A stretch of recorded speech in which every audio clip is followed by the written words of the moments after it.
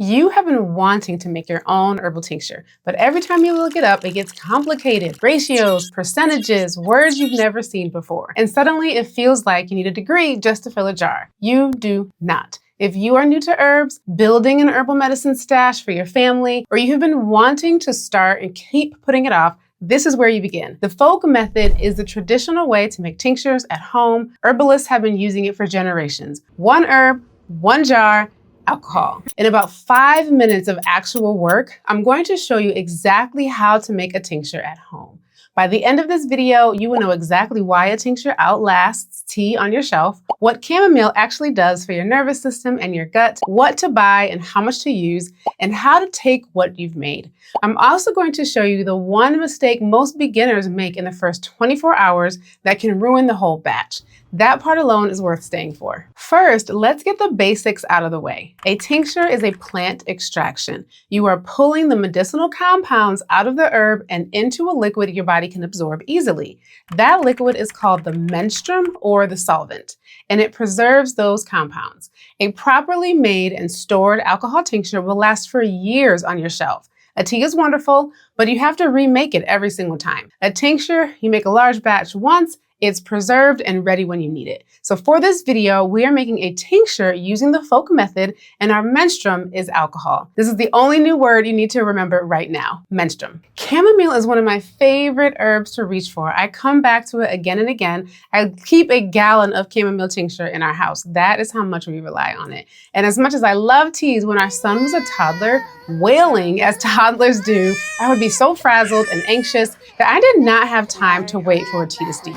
So I really started leaning into my tincture practice, making tinctures ahead of time so they would be ready. I have fond memories of my mother giving me chamomile when I was young to settle my stomach. It always eased a lot of anxiety I experienced too. So like my mother did for me, I reached for chamomile. I needed an herb I knew was safe for children and was very calming. And it's not like I had anything to lose. He was already screaming. So once I had my chamomile tincture ready, when he would wail, within minutes of giving him a few drops, he would settle. And I would take some too.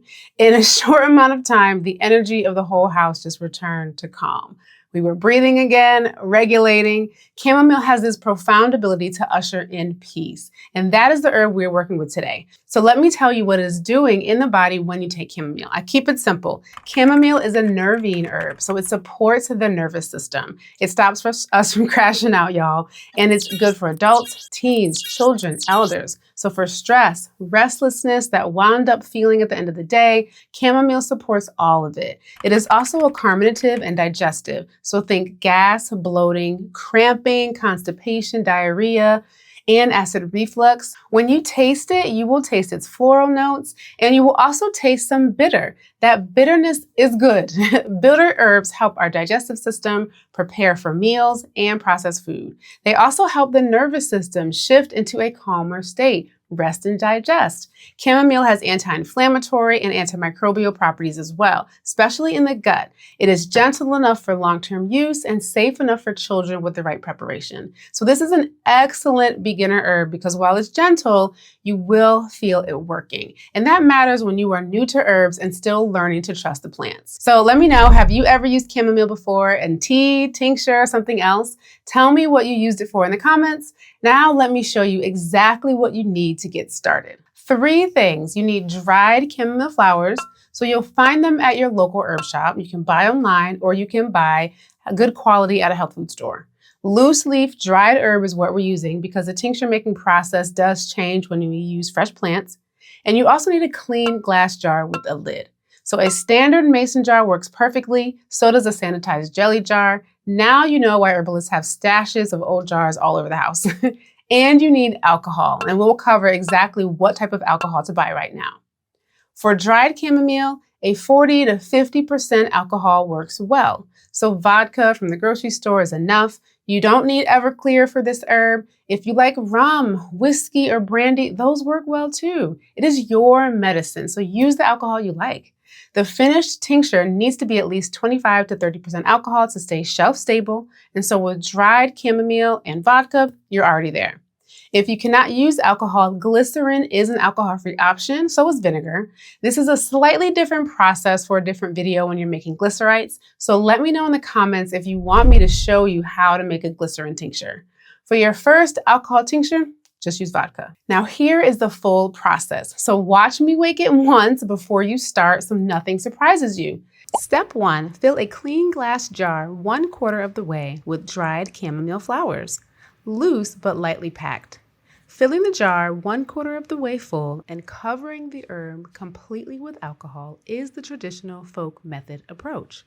It works.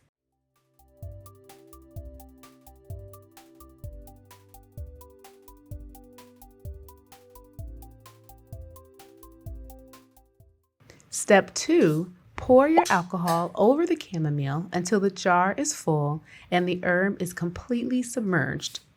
You want at least an inch of liquid above the flowers. Chamomile will absorb some of that liquid, so make sure there is enough coverage.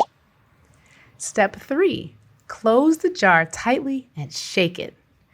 Step 4, label the jar right now before you put it away. Label it with the herb name, the type of alcohol you used, the date you made this tincture. You can add the date when it's ready to strain, 4 to 6 weeks from today, and add the ratio and method.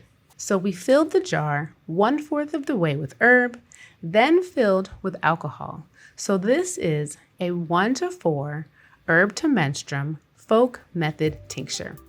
The ratio and method matter because as you learn other methods of tincture making, you'll see how the proportions change. Label everything every time because tinctures and dark bottles look identical. Step 5, store the jar in a cool, dark cabinet, not the windowsill, not the refrigerator, and not in the sun. Step 6, shake the jar every day or two for the full 4 to 6 week period. This is an important step. Do not skip it. Shaking increases contact between the herb and the liquid, which means more of the medicinal compounds extract into your tincture more efficiently. That is the complete folk method. 6 steps, but before you put that jar away, there is one more thing I want you to know. Chamomile flowers absorb liquid, a lot of it. So if you come back the next day and the herb is sitting above the alcohol, not submerged, that exposed herb can mold, and it happens fast. So check your jar after the first 24 hours. If the liquid level has dropped below the herb, open the jar and top it off with more vodka. Push the flowers back down and close it. You do not need to start over. Just be sure the herb stays covered throughout the entire maceration process. This one habit will save your tinctures every time. Maceration simply means soaking. So the alcohol is slowly rehydrating the dried herb and pulling the medicinal compounds out of the chamomile and into the liquid. Over the next few weeks, you will notice the liquid darkening. It will turn a golden amber color. This is the extraction process happening. This is exactly what you want to see. Shake the jar every day or every other day. More contact between the herb and the liquid means a more thorough extraction. 4 to 6 weeks is the traditional window for the folk method. You are letting time do the work. This is the nature of the method. It is slow, it's simple, but it is reliable. So after 4 to 6 weeks, your tincture is ready. You will need a nut milk bag, cheesecloth, potato ricer, which is what you'll see me using, or coffee filter, and a clean bowl. Pour the contents of the jar through your straining material into the bowl, then squeeze. Get every drop of liquid out of the plant material. The chamomile flowers will have absorbed a good amount of alcohol. Squeeze until nothing more comes out.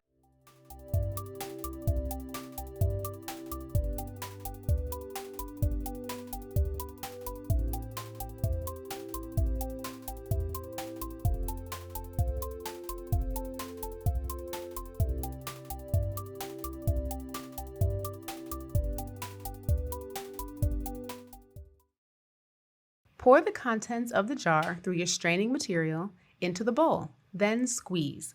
Get every drop of liquid out of the plant material.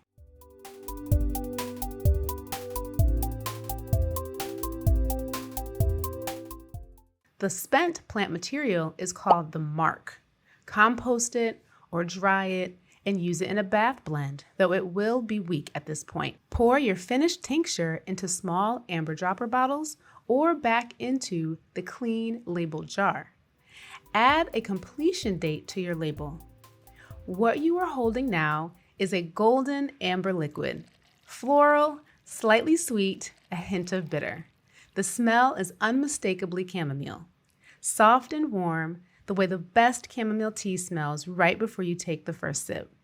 That color, the aroma, and the clarity in the bottle, this is what a well-made chamomile tincture looks like. You will know you did it right. If this is the kind of practical herbal learning you've been looking for, I have a resource called Family Pharmacy. It is built for people who want to use herbs skillfully, competently for themselves and their households. So the link is in the description to check that out. Now here is how to use your tincture. The standard adult dose is 2 to 4 milliliters in a small amount of water. That is roughly 40 to 80 drops or about a teaspoon. 2 to 3 times per day or as needed. For stress and restlessness, take it 30 minutes before bed. For digestive support, take it 15 to 20 minutes before a meal. For children, the dose is much smaller. And for the very young children, a glycerin-based preparation is gentler than alcohol.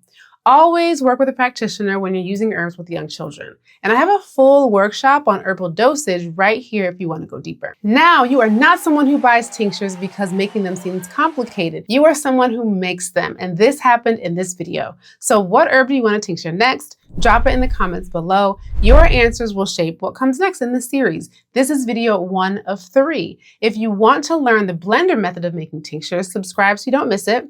And if you want to go even deeper, the percolation method already has its own full video. That link is in the description. If you want more support building a home herbal practice for yourself and your family, explore Family Pharmacy. The link is also below. Thanks for being here. See you in the next video.